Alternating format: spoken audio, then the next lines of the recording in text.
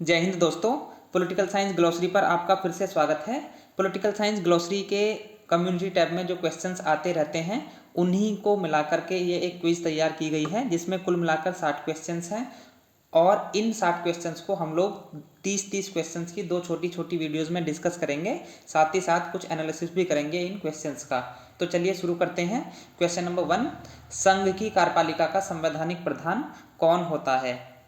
संघ की कार्यपालिका का संवैधानिक प्रधान राष्ट्रपति होता है। ठीक वैसे ही राज्य की कार्यपालिका का संवैधानिक प्रधान राज्यपाल होता है।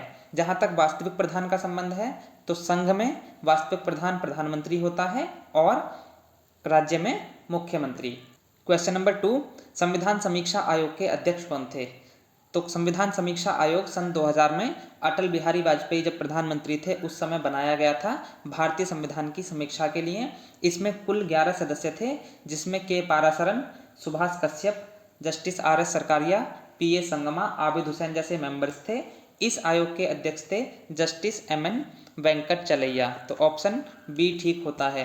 Question number next, Madan Mohan Punchhi आयोग किससे संबंधित है? केंद्र राज्य संबंध, पंचायत व्यवस्था, चुनाव सुधार, उपरोक्त सभी। मदन मोहन पुंछी आयोग सन 2007 में बनाया गया था। ये पूर्व CJI थे Madan Mohan Punchhi, chief justice of India, इनकी अध्यक्षता में बना था। 2010 में इस आयोग ने 7 खंडों की अपनी रिपोर्ट सरकार को सौंपी थी। ये केंद्र राज्य संबंध से संबंधित है। Option A is correct.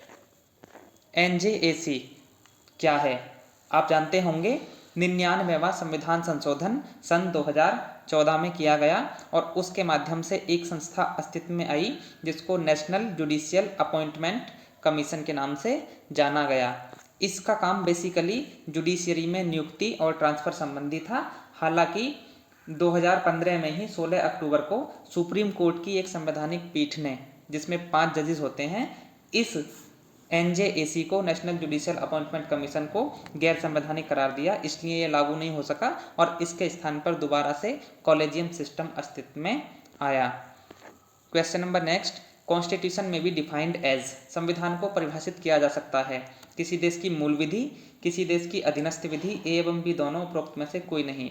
संविधान को हम किसी देश की मूल विधि, fundamental law of the land कहते हैं। इसीलिए जब हम मौलिक अधिकारों की परिभाषा करते हैं तो मैं उसकी सबसे सरल परिभाषा ऐसे ही करता हूँ कि ऐसे अधिकार या वो अधिकार जिनको किसी देश की मूल विधि में स्थान दिया जाता है उन्हीं को हम मूल अधिकार कहते हैं, और मूल विधि किसी देश का संविधान ही होता है। ऐसे concerning human understanding is a book by, इस किताब को किसने लिखा है? जॉन लॉक, जो कि एक ब्रिटिश दार्शनिक थे, उन्होंने इस किताब को लिखा। इसके अलावा उनकी बहुत फेमस किताब है two treatise on civil government, शासन पर 2 निबंध, जो 1690 में प्रकाशित हुई थी। जॉन लॉक को हम बेसिकली उदारवाद के जनक के रूप में जानते हैं, सामाजिक संविदा सिद्धांत के समर्थक के रूप में जानते हैं और उनके द्वारा दिए गए प्राकृतिक अधिकार, नेचुरल राइट्स के विचार के लिए जानते हैं। उन्होंने 3 नेचुरल राइट्स की बात की थी, जिसमें जीवन, स्वतंत्रता और संपत्ति के अधिकार को शामिल किया था। Question number next, the phrase personal is political is related to, यह मुहावरा की निजी सार्वजनिक है किससे संबंधित है? ये बात बेसिकली नारीवादी विचारधारा से संबंधित है। नारीवादियों ने इस धारणा को खंडित कर दिया कि राजनीति हमेशा सार्वजनिक जीवन का विषय होती है। उन्होंने इस बात को प्रतिस्थापित किया कि ऐसी कोई भी जगह जहां पर कोई एक व्यक्ति या व्यक्ति समूह दूसरे व्यक्ति या व्यक्ति समूह से अपनी बात बलपूर्वक मनवाने की कोशिश करता है, शक्ति का प्रयोग करता है, वहीं पर राजनीति होती है। अब चाहे वो घर की बाउंड्रीज के अंदर की बात हो या फिर सार्वजनिक जीवन की बात हो, उन्होंने ये बात को स्वीकार किया कि राजनीति घर की बाउंड्रीज में भी हो सकती है। इसीलिए ये मुहावरा दिया कि जिसको हम पर्सनल कहते हैं वो भी पॉलिटिकल है। Who was the first thinker to propound the theory of sovereignty, संप्रभुता सिद्धांत का प्रतिपादन करने वाला पहला विचारक कौन था? संप्रभुता जो राज्य के 4 आवश्यक तत्वों में से सबसे महत्वपूर्ण है, इसको हम राज्य की आत्मा भी कहते हैं। इस सिद्धांत का पहली बार प्रतिपादन किया था फ्रांसीसी दार्शनिक जीन बोंदा ने। जीन बोंदा के बाद भी जो संप्रभुता सिद्धांत है उस पर कई सारे विचारकों ने बात की, जैसे थॉमस हॉब्स भी उसमें से एक हैं, फिर ऑस्टिन हैं और ग्रोसियस हैं। ये मोनिस्टिक थियरी ऑफ सॉवरेनिटी के समर्थक हैं, यानी संप्रभुता का एकत्ववादी सिद्धांत, जो ये मानता है कि संप्रभुता किसी एक व्यक्ति या एक संस्था में ही, खासतौर से राज्य में निहित होती है। इस एकत्ववादी सिद्धांत के विरोध स्वरूप इसकी आलोचना में एक नया सिद्धांत जन्मा जिसको हम बहुलवादी या प्लूरलिस्टिक थियरी ऑफ सॉवरेनिटी कहते हैं। उन्होंने ये माना कि राज्य यद्यपि संप्रभुता के ज़्यादा हिस्से को शेयर करता है, लेकिन एकमात्र संस्था ऐसी नहीं है राज्य जो सारी संप्रभुता को शेयर करे, बल्कि जो बाकी समुदाय हैं, बाकी समूह संस्थाएं हैं, वो भी संप्रभुता को साझा करती हैं या उन्हें करना चाहिए। इसीलिए लॉस्की ने कहा था जो संप्रभुता के बहुलवादी प्रारूप का सबसे बड़ा समर्थक है कि चूंकि समाज की प्रकृति संघात्मक है, इसलिए संप्रभुता को भी संघात्मक होना। Who should be given the credit of being first feminist thinker, प्रथम नारीवादी विचारक होने का श्रेय किसको दिया जाना चाहिए? प्लेटो, मिल, मार्क्स, लेनिन। आप जानते होंगे कि प्लेटो वो विचारक है जिसको हम पहला नारीवादी होने का श्रेय दे सकते हैं, क्योंकि प्लेटो ने पहली बार ये बात उठाई थी राजनीतिक दर्शन के इतिहास में कि परिवार एक ऐसी संस्था है जहाँ पर नारियों की जो सारी सामर्थ्य और सारी शक्ति है वो चूल्हे और चौके में बर्बाद हो जाती है। इसीलिए उसको हम नारीवादी विचारधारा का पहला समर्थक विद्वान कहते हैं। J.S. मिल ने एक किताब लिखी थी सब्जेक्शन ऑफ वीमेन, इसमें उसने नारीवादी विचारों का समर्थन किया था, इसीलिए हम मिल को भी, J.S. मिल को भी नारीवादी विचारक के रूप में जानते हैं। इस किताब पे अगला क्वेश्चन आएगा, हम लोग और डिस्कस करेंगे। The book subjection of women is written by, स्त्रियों की पराधीनता पुस्तक को किसने लिखा है? आप जान गए हैं, ये किताब जॉन स्टुअर्ट मिल ने लिखी है। जॉन स्टुअर्ट मिल एक ब्रिटिश विचारक हैं। इनकी ये किताब 1869 में प्रकाशित हुई थी। इसके अलावा इनकी एक और बहुत महत्वपूर्ण किताब है ऑन लिबर्टी, जो 1859 में आई थी। 1861 में इनकी एक किताब आई थी considerations on representative government, considerations on representative government. Crisis of governability, शासकीयता का संकट का विचार किस विद्वान से जुड़ा हुआ है? 1990 में democracy and discontent, India's growing crisis of governability नाम की एक किताब आई थी और इस किताब को लिखा था अतुल कोहली ने। अतुल कोहली उन विद्वानों में से एक हैं जिन्होंने भारतीय राजनीति के सैद्धांतिकरण में बहुत महत्वपूर्ण योगदान दिया है। प्राधान्य का सिद्धांत निम्नलिखित में से किस विचारक के साथ जुड़ा हुआ है? हेजेमनी थियरी, एंटोनियो ग्राम्सी जो एक इटालियन मार्क्सिस्ट विचारक हैं, उनसे जुड़ा हुआ है। इनकी किताब का नाम है prisoners diary.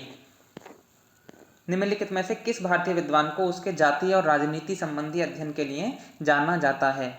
Rajni Kothari, B.R. Mehta, Deendayal Upadhyay, कोई नहीं। प्रोफेसर रजनी कोठारी, जिन्होंने भारतीय राजनीति के सैद्धांतिकरण में बहुत महत्वपूर्ण योगदान दिया, उन्होंने ही जातीय और राजनीति के संबंधों का अध्ययन बहुत गंभीरता से भारत में किया। 1973 में उनकी एक किताब आई थी कास्ट इन इंडियन पॉलिटिक्स। इसके अलावा पॉलिटिक्स इन इंडिया 1970 और 2005 में उनकी किताब आई थी rethinking democracy A third world perspective, state and nation building, उनकी एक और दूसरी महत्वपूर्ण किताब है। 1863 में प्रोफेसर कोठारी ने एक संस्था की स्थापना की थी जिसको हम CSDS, centre for the study of developing societies के नाम से जानते हैं। इंडियन पॉलिटिक्स का स्ट्रक्चरल फंक्शनल पर्सपेक्टिव से अध्ययन करने वाले विद्वानों में रजनी कोठारी का महत्वपूर्ण स्थान है। लोकायन नाम से इनकी एक संस्था इन्होंने बनाई थी 1980 में, जिसका मुख्य काम था बेसिकली एक्टिविस्ट्स और इंटेलेक्चुअल्स के मध्य जो समन्वय है, सहकार है, उसको बढ़ाया जा सके।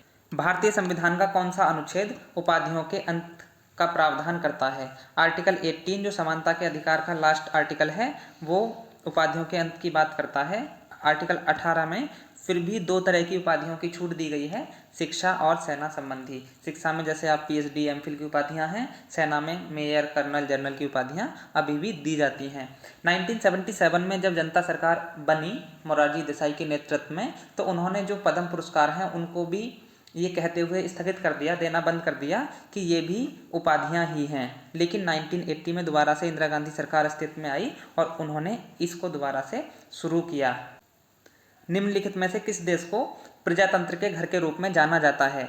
प्रजातंत्र का घर स्विट्जरलैंड को कहा जाता है। आपको मालूम हो शायद स्विट्जरलैंड के कुछ कैंटन्स में, वहाँ की कुछ इकाइयों में अभी भी डायरेक्ट डेमोक्रेसी चलन में है, प्रत्यक्ष लोकतंत्र चलन में है। प्रत्यक्ष लोकतंत्र अस्तित्व में आता है बेसिकली कुछ संस्थाओं के माध्यम से, जिनमें जनमत संग्रह, आरंभक यानी इनिशिएटिव और प्रत्याह्वान यानी कि रिकॉल जैसी चीज़ें हैं। इन पर हम लोग किसी दूसरी वीडियोज़ में अलग से डिस्कस करेंगे। जेन पॉल सार्त्र, ज्यां पाल सार्त्र इनको हिंदी में हम लोग लिखते हैं, ये किस विचार से जुड़े हुए हैं। एग्जिस्टेंशलिज्म, रियलिज्म, पॉपुलिज्म या नियो रियलिज्म। जियापाल सार्त्र बेसिकली अस्तित्ववादी विचारक हैं, इसीलिए ये एग्जिस्टेंशलिज्म यानी अस्तित्ववाद से जुड़े हुए हैं। ऑप्शन ए ठीक होता है। अस्तित्ववादी विचारकों ने बेसिकली मानवीय अस्तित्व की समस्याओं पर चिंतन किया। इनमें Soren Kierkegaard, Nietzsche, Jean Paul Sartre, Karl Jaspers, Kafka, Albert Camus और फ्रांज फैनन, अल्बेयर कामू जैसे विचारकों के नाम आते हैं। एक पूरी परंपरा हुई जिसने मानवीय अस्तित्व की समस्याओं पर चिंतन किया, इसीलिए हम इनको अस्तित्ववादी विचारक के नाम से जानते हैं।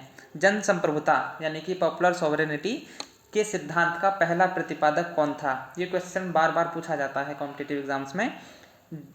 जीन जैक्स रूसो को हम इस सिद्धांत के पहले प्रतिपादक के रूप में जानते हैं। ये एक फ्रांसीसी विचारक थे जिन्होंने सामान्य इच्छा का सिद्धांत प्रतिपादित किया सामाजिक संविदा सिद्धांत के माध्यम से। सामान्य इच्छा में इन्होंने बेसिकली मोटे तौर पर दो प्रकार की इच्छाओं का जिक्र किया। एक थी रियल विल और दूसरी एक्चुअल विल। एक्चुअल विल के बारे में इन्होंने ये कहा कि ये व्यक्तिगत स्वार्थ यानी कि तात्कालिक हितों से पोषित होती है और इसलिए सामान्य हित में नहीं होती है। इसके विपरीत एक दूसरी इच्छा की बात की जिसका नाम था रियल विल। इसके बारे में इन्होंने ये कहा कि रियल विल समाज के कल्याण में होती है, समुदाय के कल्याण में होती है और रियल विल के योग को ही इन्होंने सामान्य इच्छा कहा। सामान्य इच्छा को ही संप्रभुता के तुल्य माना गया रूसो के सामाजिक संविदा सिद्धांत में, इसलिए रूसो ठीक होता है। 20 ईयर्स क्राइसिस नामक पुस्तक के लेखक कौन है? मॉर्गेनथाउ, पीटी नेहरू, ई.एच. कार, वंदना शिवा। इस किताब के लेखक हैं ई.एच. कार। ये एक बहुत ही प्रसिद्ध इतिहासकार हुए। इनकी एक दूसरी फेमस किताब है what is history. What is history का प्रकाशन हुआ था 1961 में और 20 ईयर्स क्राइसिस 1939 में इस पुस्तक का प्रकाशन हुआ था। इसका पूरा नाम था 20 years crisis an introduction to the study of international relations. ये किताब बेसिकली 1919 यानी कि जब प्रथम विश्व युद्ध खत्म होता है और 1939 जब द्वितीय विश्व युद्ध शुरू होता है, इस बीच के जो 20 साल हैं उसमें अंतर्राष्ट्रीय संबंधों के ऊपर दृष्टिपात करने वाली एक बहुत ही प्रसिद्ध और लोकप्रिय किताब है। नेक्स्ट क्वेश्चन है नेशनल कॉन्स्टिट्यूशन डे किस दिन मनाया जाता है? आपको मालूम होगा ही 26 नवंबर को हम नेशनल कॉन्स्टिट्यूशन डे मनाते हैं, चूंकि इसी दिन भारतीय संविधान को अंगीकृत किया गया था। 2015 से पहले इसको हम राष्ट्रीय विधि दिवस के रूप में मनाते थे, लेकिन 2015 के बाद इसको राष्ट्रीय संविधान दिवस के रूप में मनाया जाने लगा है। निम्नलिखित में से कौन सा शब्द भारतीय संविधान की उद्देशिका में प्रयुक्त नहीं हुआ है? Which of the following terms is not used in the constitution of India? इसमें प्रियम्बल भी आना चाहिए था। Socialist, secular, democratic, federal. तो आपको मालूम होगा फेडरल शब्द संविधान में कहीं पर भी इस्तेमाल नहीं किया गया है। जहाँ तक सोशलिस्ट और सेकुलर शब्दों का इस्तेमाल का संबंध है, इनको भारतीय संविधान की उद्देशिका यानी प्रियम्बल में 42वां संविधान संशोधन अधिनियम 1976 के द्वारा जोड़ा गया था। फेडरल शब्द संविधान में कहीं भी प्रयुक्त नहीं हुआ है। इतिहास का अंत की लोकप्रिय अवधारणा किसका विजय घोष है? Marxism, liberal democracy, bureaucracy, none of the above. इतिहास के अंत की अवधारणा एक दार्शनिक है। इतिहास का अंत की लोकप्रिय अवधारणा निम्नलिखित में से किसका विजय घोष है? Marxism, liberal democracy, bureaucracy, none of the above.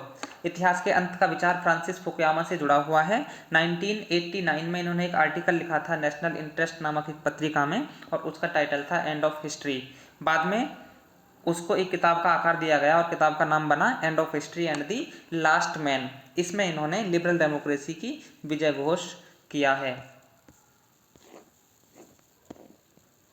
99वां संविधान संशोधन किससे संबंधित है?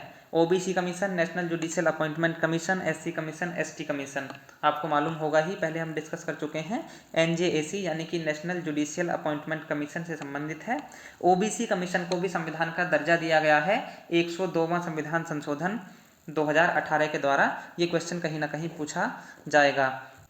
निम्नलिखित में से कौन सा परंपरावादी विचारक नहीं है? Which one of the following is not a traditionalist thinker?